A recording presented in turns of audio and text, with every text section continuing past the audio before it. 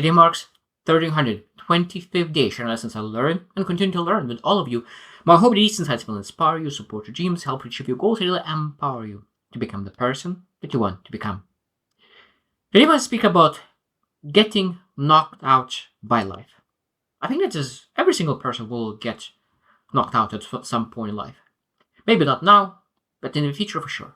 It'll be something happens that you feel that you reach some kind of rock bottom, or maybe like even the ground was taken off of your feet, and you just seem that you are falling, and you do not know how far you can go, how far you can fall, and exactly what to do when you're knocked out, what to do at that moment.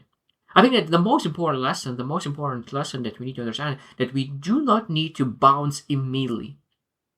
We do not need to bounce immediately. I like that when you look into boxing fights, they give 10 seconds to really stand up and really start again. And what happens is that they do not bounce majority of the time to really start fighting again. They're waiting until those last 8-9 seconds to really get back into the fight, because they need to really focus again, prepare again, understand what happened, and then fight again. I think in life exactly the same way. We need to really not bounce back instantly. Just sometimes we need to reflect, okay, what happened? What happened? Just we do not get knocked out immediately even more.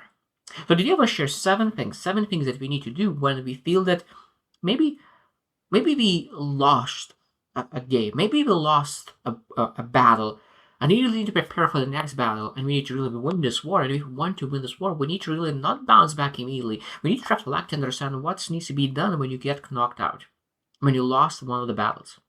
So number one, acknowledge the hit, acknowledge the loss, acknowledge something that really happened, because I think that we need to accept that, because I think that one of the big misconceptions, and I think that maybe something that thieves of lessons, a thief of growth, is really pretending that you are fine, pretending that everything is okay, pretending that nothing really happened, that everything runs as it used to be in the past. I think that I think that is one of the worst things that we can do, really accepting and acknowledging that you really been terrible. Maybe this was your mistake, this is your responsibility, maybe you did something wrong.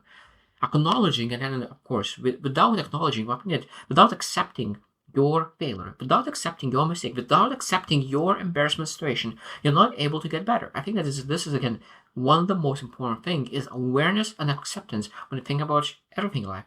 Exactly the same is when you get knocked out. Number two is stabilize before you strategize. So that means that in life, it could be a lot of different areas. It could be finances, it could be health, it could be relationships. That means you need to stabilize.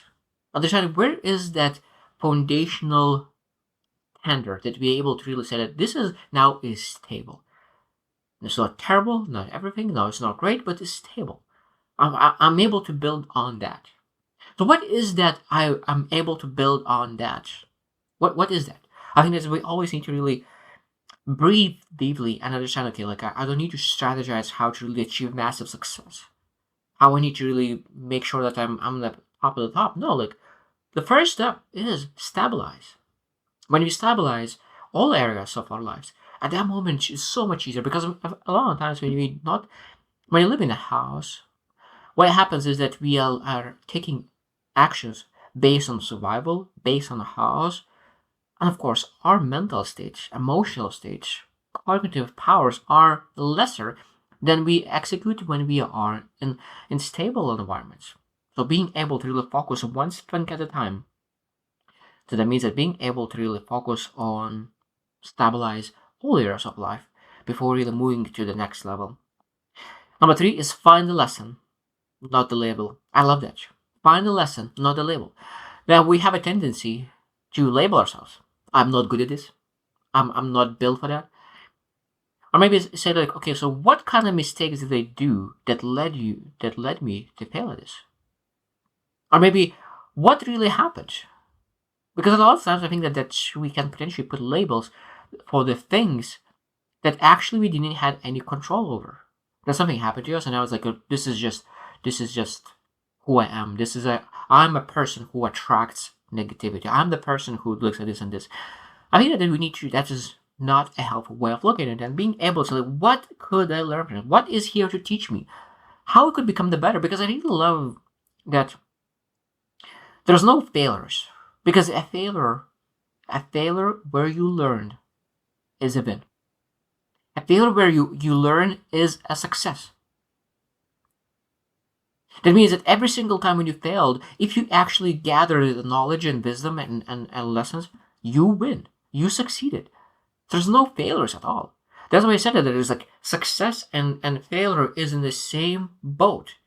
Quitting is different boat. So that means that if you never quit and you use failure as a success, that means that you every single time when you failed, you count as success. You succeed, you count as, so that means every failure or success is it counted. Like 3 failures and 3 successes equal 6 successes. I think that's very, very important to understand. So that we need to count that. Number 4 is create micro movement plan. That means that a lot of times when we really reach that rock bottom because we knocked out, we need to really start very, very small. I think that that's again one big mistake that people do. We want to really achieve massive success immediately. We want to really start making money as someone else who's at 1,000 steps, even though that you're at step 5, step 10, or with the health, with exercises, whatever. Like we want to really start getting results what other person is doing for years, and being able to really make sure that we stretch for 2 minutes, we meditate for 2 minutes, we read for 2 minutes. We don't need much.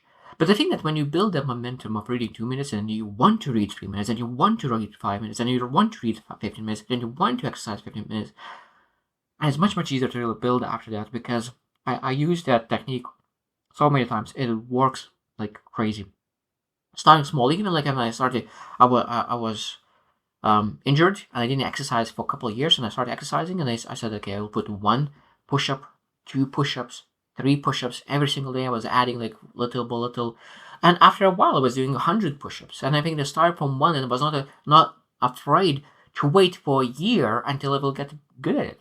I think that's very, very important in every single area. We need to really start small. Number 5, reconnect with people. Reconnect with one person who gets you, who gets it, who understands you. I think that the most important part, we don't need like a lot of friends. We need to understand that we need to find a person who really understands your soul, your spirit, your way of looking, your vision, and then keep that person close. Because I think that sometimes when we are really knocked out, sometimes we want to keep that loss to ourselves. I think that's the worst part of our. And there's a lot of people who have built that way, that they have patterns in their mind that, okay, I'm struggling. That means I need to isolate myself. I need to really walk away. I need to really do that by myself. But I think that sometimes it's great, but I think that we need to learn sometimes to allow other people to come into our lives. Because if we share our struggles, they will be able to share their struggles as well. Because the most important part is that being able to help somebody is a massive joy. It gives purpose, it gives meaning, it gives joy, it gives bliss. So if that joy and bliss and purpose is for you when you help other people, so that means that when we do not share our struggles with other people, that means we take away opportunity for them to feel that joy, purpose, and meaning as well. Such interesting and deep thoughts that I really find out there. And I remember what we shared, but really, it really made me realize that when you really do not share your struggles, your things, that means you take away other person from feeling joyful and meaning, and feel meaning and purpose by helping you, because that is a very powerful motivation to really live a life. Number 6 is rewrite the story you're telling yourself. What kind of things do you say yourself when you are knocked out? Do you say yourself that I will never be good at? I will never succeed? Or you say that this was amazing opportunity to learn. This was a great way to learn. And that means be really humble, but at the same time we need to be sharp. We need to be confident. Because I love the perspective that most people are comfortably sitting at their bed, playing games, watching maybe news, maybe watching Netflix, maybe watching new movies, or doing whatever it is. They living comfortable life, but not you. Not you. You are going after your dreams and you're failing. Failing is 1,000 times better than literally looking at a screen and watching a movie. Failing is 1,000 or million times better, of course, in a mind of a person who don't want to be mediocre. If a person wants to really live a certain way, that's all fine. The most important part is wanting something different, but living a different way. I think that's again, we need to really rewrite our stories to tell and then start acting in a certain way. And last one, number 7, is know that this is a part of the process. I think that is a beautiful thing. That when you think about baseball game, that means you need to run from one base to another base. And you need to leave your first base. You're not able to move to second base without leaving first base. And it means that in that run, it could be that you will slip. But your process, that process running towards that base will be potentially scary. You don't know if you will be able to make to that base too. But this is a purpose and meaning. Go after that second base. Then you will need to go after third base. But I think that's exactly how life is. We're going in life through stages, through bases. We run, we achieve the base, and that base could potentially become our prison. Because at that moment, when we're in that base becomes very comfortable.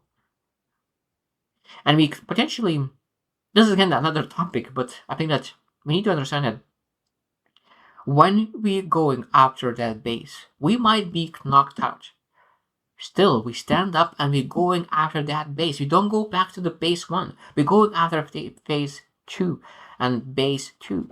So if you're knocked out, you need to understand where you're at and still go after the base, because you know that this is a process, this is a goal, and this is what we pursue. So I hope you reflect as well. Have you ever experienced that you've been knocked out by internal things, by external things, by situation that you never expected it will happen, but it happened to you?